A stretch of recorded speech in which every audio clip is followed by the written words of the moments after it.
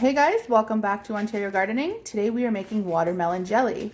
So for this, the ingredients you're going to need is a large watermelon. We got ours from here in Ontario, so it's locally grown. And then you need 4 cups of white sugar, a box of powdered pectin, and a 1/4 cup of lemon juice. And that's it for the ingredients. And then of course for your tools, you're going to need your 8 sterilized jam jars with lids that are going to be warmed up on the stove in some water. And then your canning tongs, a funnel, and for this recipe you're actually going to need a strainer and a blender or a juicer. We don't have a juicer, so we're going to do it this way. So let's show you how this is done here. So what you need to do for this is, with the large watermelon, we're producing 4 cups of watermelon juice. In order to do that, you're going to cut up your watermelon. So cutting it up, removing it from the rind. And then you're going to blend it up in a blender, unless you have a juicer. If you have a juicer, you can throw it through the juicer and it will automatically take the juice out. I don't have that option. So you put it in your blender, you puree it up, and then we're going to use the strainer to strain the juice from the pureed bits. So let's show you how to do that here. Okay, so pouring this into the strainer, as you can see, the juice will separate from the pureed bits inside, and then we just put the pureed stuff into a bowl here. So we're going to keep doing this until we produce 4 cups of the watermelon juice. Okay, so we've added our 4 cups of watermelon juice to a pot on the stove. Now we are going to turn it up to high so that we can get it to a boil. So at this point, we're going to add our 1/4 cup of lemon juice. Give it a stir and bring it to a boil. Now we want to stir constantly as it comes to a boil so that it doesn't burn to the bottom. So just make sure we're constantly stirring it.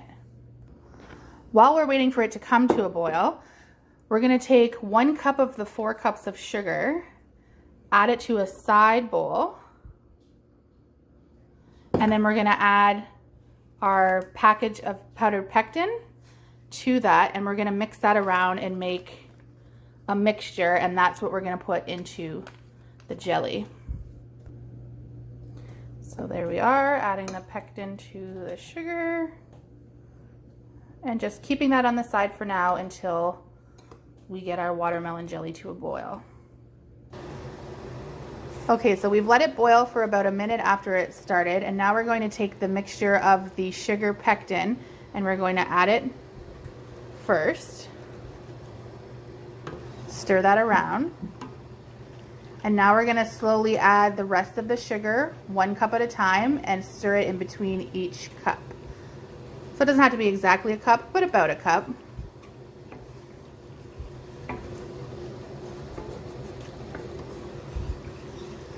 And then once we've added all of the sugar, we're going to let it get back up to a boil.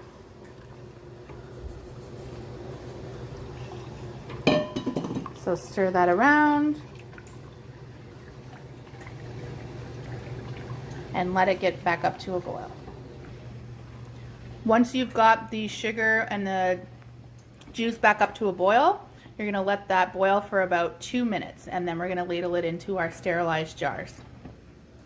So now we've taken it off of the heat, and now we're going to ladle it into our sterilized jars.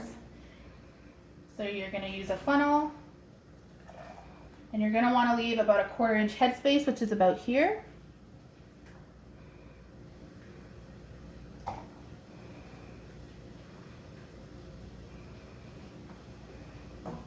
And then you're going to take a wet cloth or paper towel and you wipe the rims to get rid of any debris.